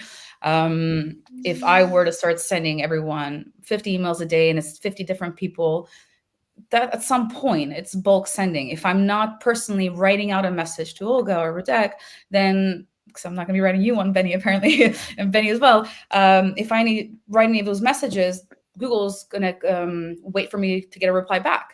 And if I'm getting a 1%, it makes it very easy for them to figure out that there's some cold emailing or something that's not okay. How many people can I possibly meet at an event, right? So the numbers are not there to be like, if you say under, you have 100,000 people on your list and you cut them up in pieces, that then you're free to do whatever you want. It's not a jail-free card. Yeah. Also, I think that everyone here probably has a sense of how things like TikTok algorithms work. But very basically, what they do is you upload a video onto something like TikTok and you release it. And assuming that it passes basic decency filters that they have in place, they'll show it to 100 people, maybe, and they'll see how those people react. If a certain percentage of those share it, they'll go, okay, let's show it to 500 people, let's show it to 1,000 people. Certain number react. What happens if you look at friends who had a post that went viral? At a certain point, there's a local maximum where it'll get to like, 275,000 views and then stops. It's because the TikTok algorithm decided that that was the local maximum. So my hunch is the reason why they set a limit around 5,000 is they're doing something very similar inside their own system, where if you do a big wave of sends, they're showing it to a certain number of people. And if there's a certain amount of spam complaints, they won't show it to more people. And maybe internally that 5,000 number is a threshold that is low enough for a really serious sender to catch an issue early, but not such a high number that they're going to accidentally spam a huge audience with something that is potentially harmful. So I think there's probably some sort of internal calculus with Google. And as Yana Tori said, I don't think there's any real magic to that number. Yeah. And I doubt that their systems are actually even counting in that way, in the way that we imagine they are, where it has a countdown timer that says 24. It's like that old show 24. Remember that show where like countdown 24 hours or whatever? It's like 24 and then it counts down to 0 and then it resets to 5,000 and then it's like, let's see if they hit it today. Like I doubt that like that's the way that their internal systems are organized. I think generally this question comes from misunderstanding that people really consider that if you reach this number, oh, okay, you're a bulk sender, you will be punished. No, it doesn't work like that. You will be punished anyway, even if you don't reach. Even if you're a bad sender, you will be punished. So after that, I would like to, Radek, I'm sorry. Is there anything you'd like to add? Yeah, Radek had something to say. Let Radek speak. You just actually summarized what I was supposed to say. Is so essentially, so Google is starting enforcement on the good practices that there are already for years, if not decades, right? And they started with bulk senders, as Yana Tori mentioned, and Benny, in order to be able to actually, calculate some stuff and experiment with some stuff about the inbox placement on a significant volumes. So for those senders, and plus, if you are sending like 5K a day, 5,000 emails a day, then, first of all, you probably are doing things already well, but you might have a need for improvement. So probably you anyway are looking at those kind of good practices that will be enforced right now with the Google. You're already authenticated. You're observing your spam rates, because that's if you wouldn't be doing that, you wouldn't be inboxing anyway at that kind of volume. So let's not be afraid of being considered as a bulk sender. If we are bulk senders, then we are bulk senders, and it's our responsibility to actually do things right as the good practices show. Also, I think I'm the only resident, like true, maybe Olga as well, cold email folks here. My team backstops the cold emailing for a handful of pretty large companies. None of them send more than 5,000 cold emails a day. Yeah. Maybe 4,000 cold emails a day, a little bit higher than 4,000 we see. But we're also talking about companies that have tremendous brand value. They get a pretty reasonably high number of interested replies. There's a lot of other things in place that make them pretty reputable, even if it's cold. So I think that at the point at which you're really asking yourself, well, I need to send 100,000 emails a day, how am I going to get it done? I think probably you need to start with the man in the mirror. You know, you kind of need to be like, what am I doing? What am I using email for that this is the issue? Because on the flip side of this, and Yanatori and Radek deal with this more than I do at this stage. Just this morning, I talked to a company, an e-commerce brand that's having an email deliverability problem. Well, they send 1.5 million emails per week. They have a lot of customers. They have a lot of things going on in their business, and they're not sending a single cold email. So for them, they do need to go from a company that maybe when they started, they were only sending, 100,000 emails a week because they started with a big bang. But now they really do need to up their game. They need to work with someone like Yanatori to get everything perfectly in line. Maybe they need to work with my team. They need to start analyzing more detail the things they're doing, not because they're trying to whack the internet with cold emails at a crazy high volume to build some sort of thing. No, because they have a lot of customers and they're sending a lot of emails, and almost all those, the people they're emailing have a gmail.com because they're consumers.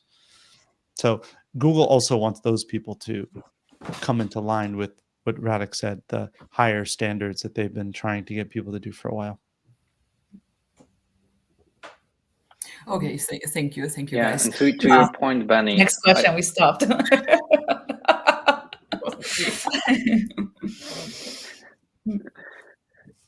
Okay, I see it's very difficult to manage panel discussion with 4 speakers. I'm doing my best. Sorry for any.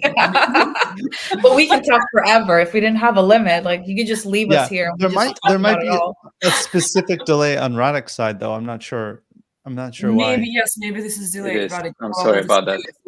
It's not that I'm a polite person. Sorry. Okay, Radek. No, I can. Okay, let's go. Let's move on. Those updates. The first reaction that I see among customers is that, oh my gosh, we need to purchase as many domains as we can and separate our traffic again, not to be a bulk sender. Yes, I know, it's a pain. And based on this problematic question, how would you recommend generally to organize? So a person starts outreach. How would you recommend to organize number of domains, 1, 2, limits? Don't ask Yanatori this question. I know what she's going to say.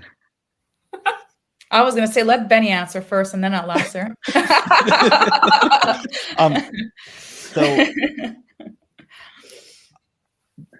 the biggest senders in the world, like the absolute biggest senders in the world, like United Postal Service or something, in total, they have 2 domains they send from. They send like, I don't know how many emails they send, 1 billion emails or something. They literally have 1 domain, maybe 2 subdomains, maybe 3 in total. And they actually publish it on their website because you can find it, because they want you to know what is actually from UPS and not from some sort of scammer. So email number of domains doesn't really correlate to email volumes in any sort of meaningful way. In cold email world, people think multiple domains widens me out. It makes it so I can't get flagged. It saves me from exposure in all these different ways. I like, people aren't going to like this, and this usually gets me in trouble on the internet. We safely send 4,000 emails per day plus from 1 root domain cold. Do we use subdomains? Sure. Do we use 100 subdomains? No. Why? Because really solid email best practices, using bouncer, getting rid of bounces, making sure that SPF DeMark DKIM are in place, actually A/B testing and trying to get healthy interested reply rates at low volumes before you increase the volume of sending, making sure increasing gradually, and all these things that sort of make sense mean that you don't need 5, 10, 15, 20, 25 different domains trying to manage and bounce between them. I understand why a lot of companies feel they need to do that, but it would be like, you want to get fit at the gym, do 1 rep on every single machine they have once a day. Would you probably get fit doing that? You probably would get fit doing that, but that's a really weird way to use the gym, right? Yeah, people don't. Okay, I don't yeah, think people Tori, what are your thoughts on it? I know we agree. I just want to know your thoughts. Yeah. So on my end, it's not even at how many domains. So there's a lot of reasons why, like American Express has multiple subdomains, and you can probably guess why they, or like actual domains. Sorry, not subdomains. also Yeah. subdomains. You can imagine why they're doing that, or AT&T or Verizon, who got sued for texting competitor, and then still making more money. The fine that they paid on texting, because there's deliverability in texting people that weren't their customers, was cheaper than the amount of money they made from doing that and stealing the customers from the competitors. I don't remember who it was. I named like 3 telecommunication companies, one of them from the US. When it comes to these things, allegedly, you got to come on. You don't want to get sued, Yanatori. You have to. I mean, it's a fact. What am I going to get sued? That they got sued? Here Well, was I all will over say the allegedly. news. I will say allegedly. I'm sure that Like the Republicans tried to sue Google last year, right? That's something interesting to dive into later. that is really interesting. The politicians trying to bypass the spam filter. Oh, actually, I'll answer the question using that example. Yeah. So the Republicans were complaining that their emails weren't landing in the inbox, and that the Democratic emails were landing in the inbox. Like, that's unfair. It's like, free speech and all that jazz. And Google was like, no, there's not a human Tinder swiping, emails in the inbox. And like, oh no, Republicans, ooh, spam. It's a machine. And the machine saw certain practices being in place. As a Canadian, I come to the US to go to Target. Okay. We like where Targets are gone. So when I go to Target, they get my email. And then months later, every time somebody has to vote for something, I get emails. I don't live in the US. I cannot vote. Stop emailing me. So that's a really easy example of why they get high spam complaints. So Google was like, you know what? You're suing us. We're going to create this group, and we're going to allow you to send 1,000 emails to a person. We won't stop you. You're going to bypass the spam filters. So you sign up to this group. You have a limit of 5 domains. They still gave them 5 domains per person that you could, like Yanatori, who wants to get voted in, I can use 5 different domains. I needed to have consent, and I needed to authenticate. Guess how many people signed up? 0. Yeah. 0. They would have been allowed to send as many emails, and they would have sent whatever they wanted, and it would have landed in the inbox. 0 people, because they couldn't prove consent, and they could have just said, yeah, we have consent, clean it out, let the bounces bounce, and then say, oh yeah, these people, it's an old list. They could have lied. How would Google, like, here's an Excel sheet with dates on it. No one did it.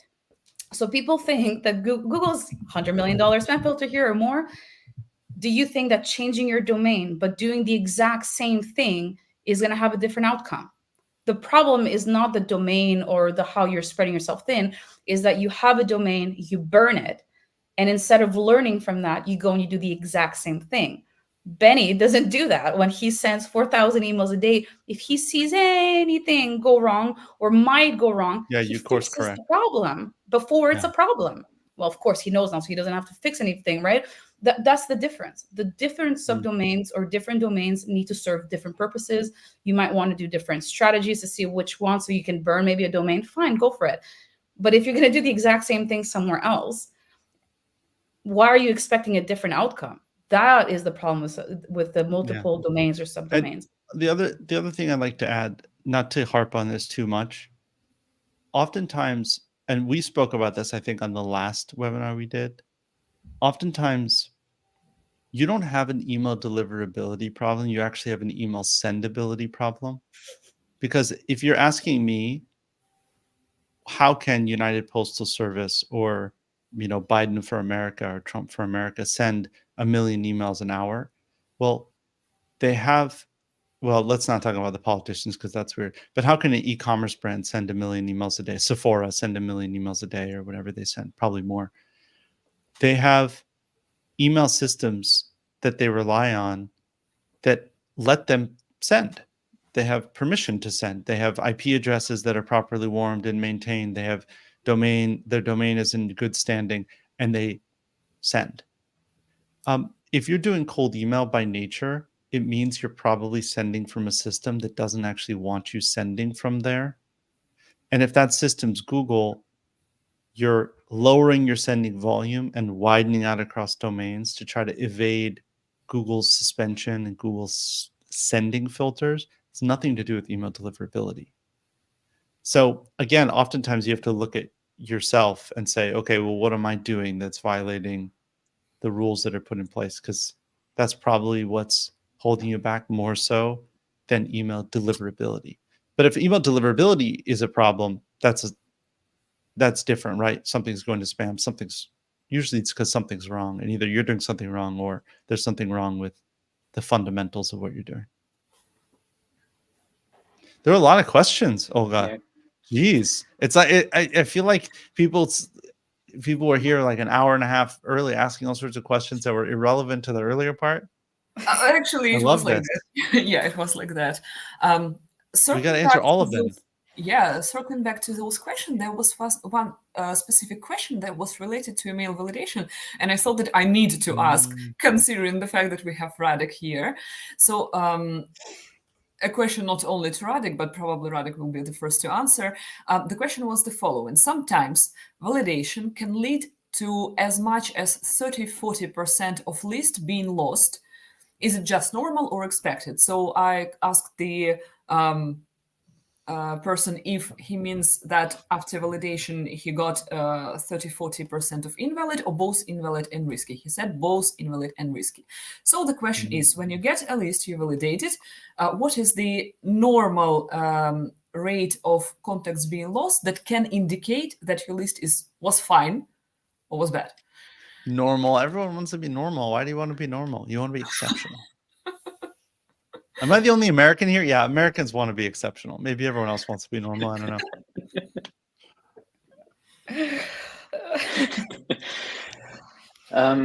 I don't know if there, if there's a normal. It depends. It depends on the actually on the industries. Well, the undeliverables are like a no-brainer, right? Those are undeliverable invalid email addresses.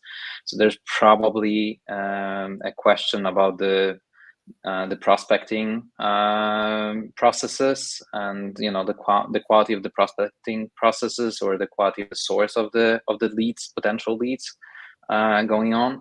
The risky email addresses. So this is a tricky aspect. The risky, at least in our nomenclature, risky email addresses are usually the catch-all email addresses that are set up as a catch-all.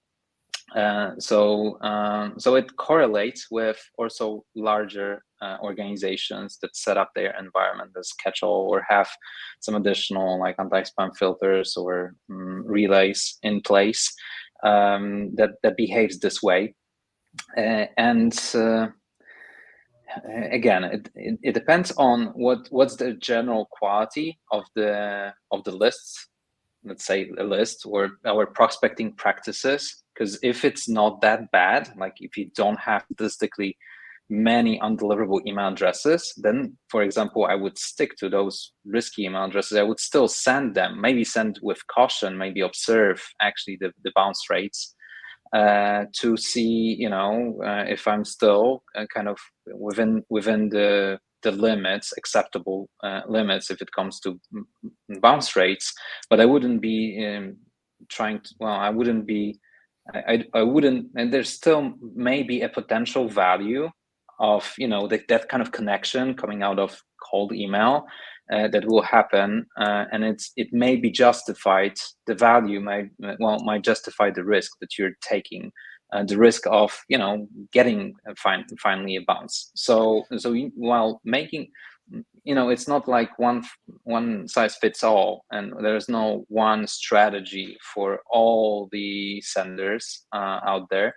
Sometimes it makes sense to be on the safe side and send only to deliverable email addresses, and then indeed you most likely will have, like in B2B space, if you're reaching out to big businesses, probably like 25-30% of email addresses might be catch-all.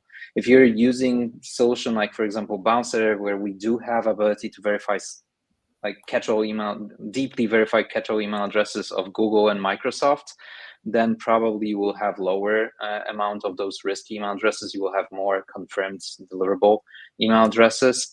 But yeah, in some cases you want to be on the safe side, especially if you're like going wider, and you still need to take care of your reputation. But if you are doing really good prospecting, then it might make sense to take the risk and send to risky email addresses. Well, categorized as risky. By the way, risky doesn't necessarily mean they're toxic. So those are, there's a risk of the emails. Some emails will be undelivered, but it doesn't mean that actually it will create additional risks on your business. There's another actually category of email addresses that we call toxic. This is maybe something for the for later discussion as well, what we can do. But I think most importantly, guys, if you're not using something like Bouncer, just go set up an account and start using it immediately. Good email list hygienes are really important. Even if you don't change your behavior, you should know. If you're sending 5, 10, 15% of your emails to something that's not great, you know, like you should know. You should take it pretty seriously. Yeah. And you should go deep on all the information on Radek's website. The more you know about what the different statuses of emails are and what they mean, the better informed you'll be able to be to make a decision on, like, yeah, I'm okay with 5% of the emails I send being risky, or hey, this is my key target market. I can't not send to these people, but I'll be very cautious with it.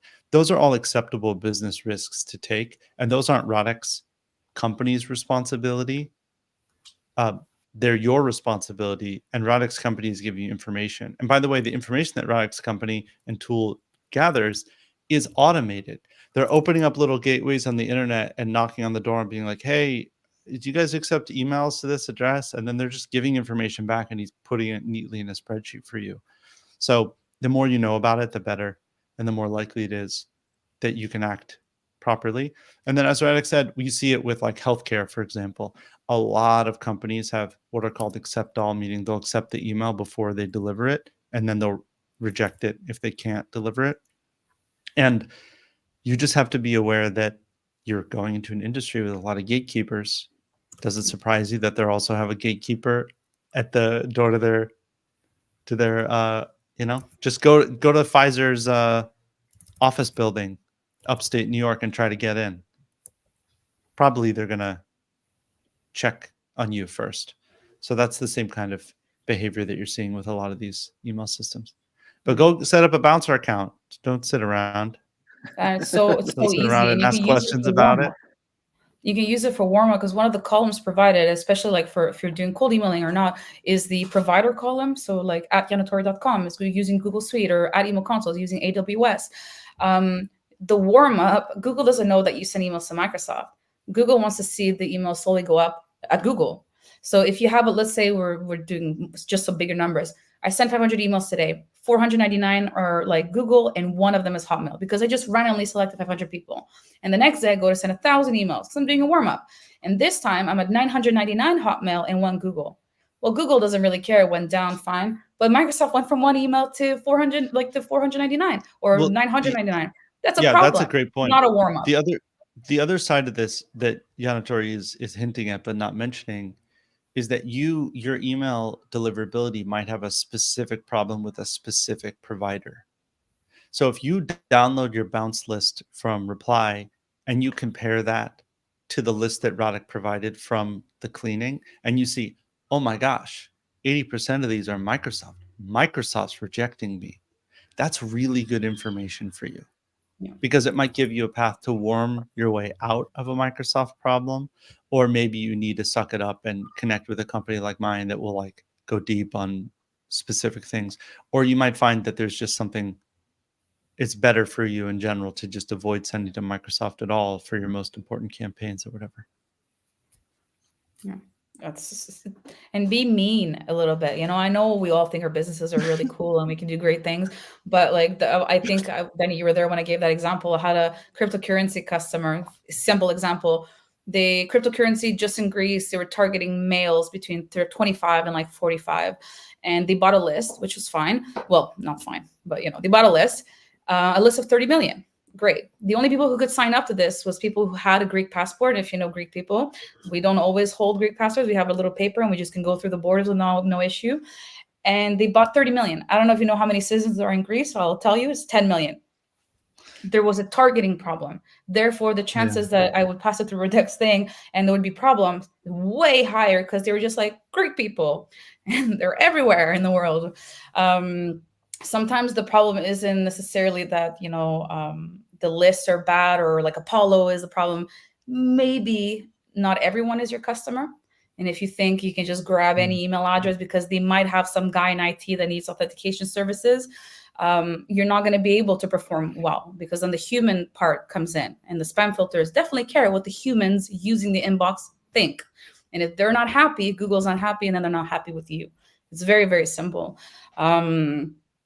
Not everyone is your customer. Like, all of you send emails. If I were to email every person on the planet which has a business and uses email, doesn't mean because you need my services that you're going to care about that email I sent. Specific people are going to work better if I were to decide to do cold emailing than everybody using MailChimp. That doesn't mean they have the money to pay, they care about what I have to say. So not everyone is your customer. And sometimes losing a bit of your list is better, because there's two options. You decide who gets the email, or the inbox does. That's what deliverability is at the end of the day. And I would rather remove an extra 10% to make sure the rest of my list gets the email than to kind of throw it in the air and end up like with social media, where you're expecting Instagram to really know, or LinkedIn to really know who my audience is, and they might not. So you guys decide. Clean the list and get the emails in, or don't clean the list as well and Google decides. Great words. Thank you very much. It's again come down to also prospecting and sourcing the potential prospects. The natural thing after that, well, and doing it kind of empathetically, like really understanding who might benefit from you, who will get a value out of what you've got to offer, and probably focusing on them first, not going like, you know, spray and pray kind of deal, but be mindful, be empathetical, and know who would be happy of, or what's the probability that someone will be happy from hearing from you, and you will be able to deliver the value to them.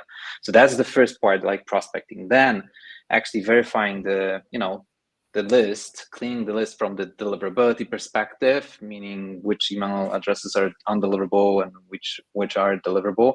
Then maybe adding a point of toxicity check. We do have inside Bouncer a toxicity check.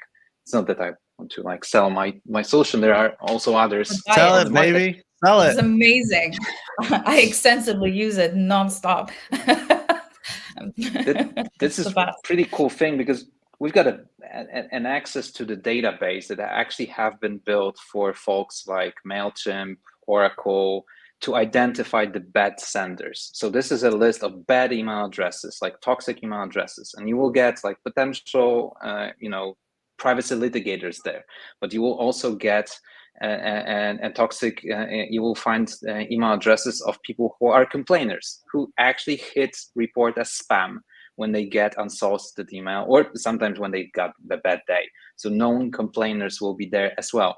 You will have those like toxicity score 3, but you will also get toxicity score 1, for example, for folks that actually whose email addresses are widely circulating, which means they get a ton of emails.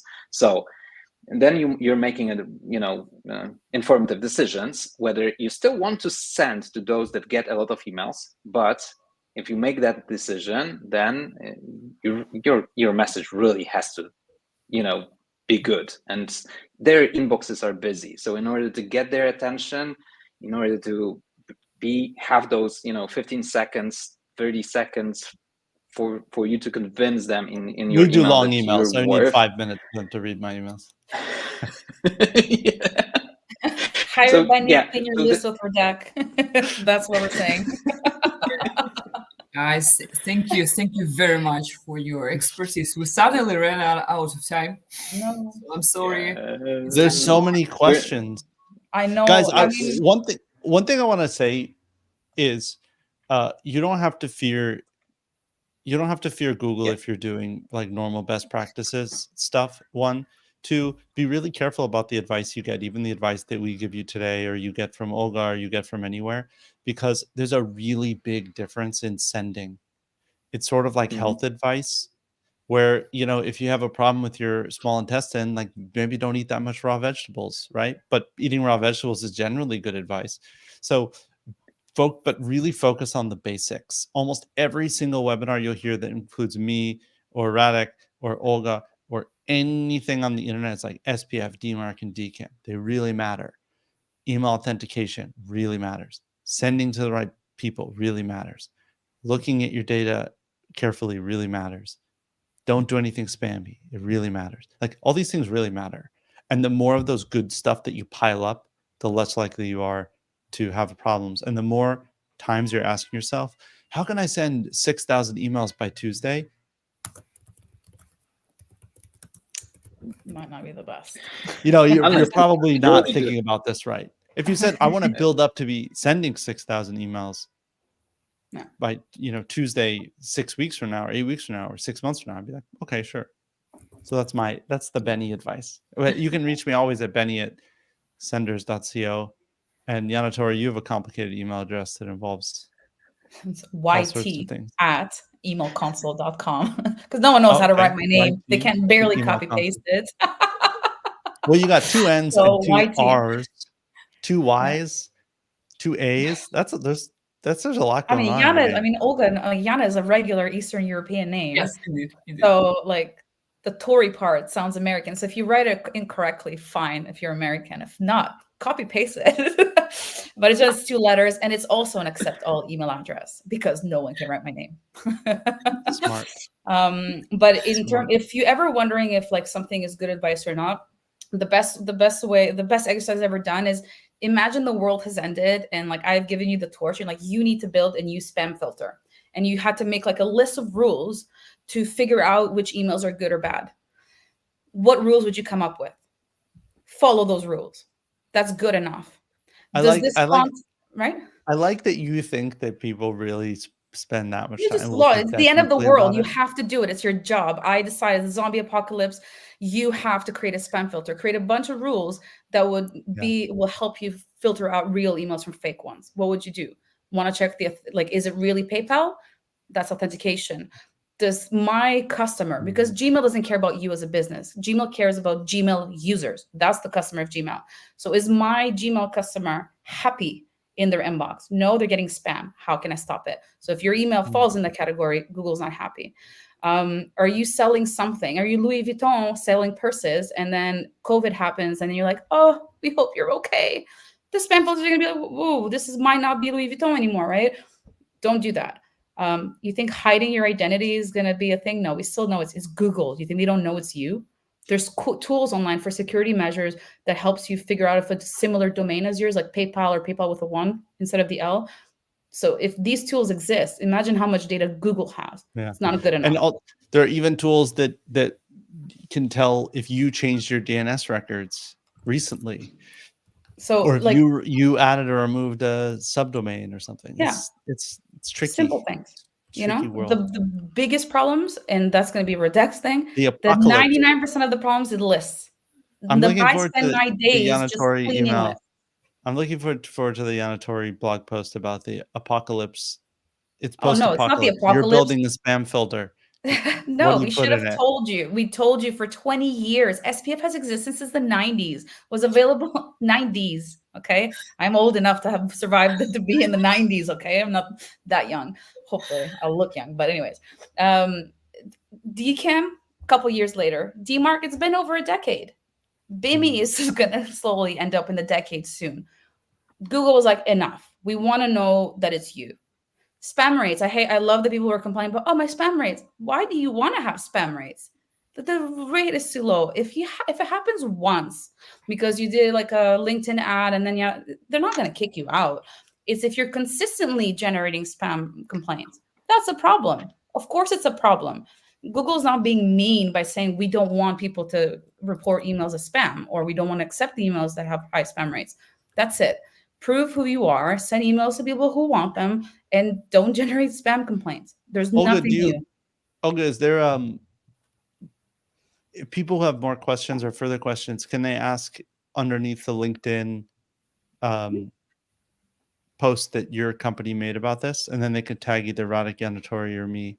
Happy to answer any follow-up questions or give another spin on any of the questions you have. Because we can just talk tag us on or the just LinkedIn ask post. us as well. And you can also follow me on LinkedIn and probably follow Radek and Yanatori as well. I'm Benny Rubin, which is my name.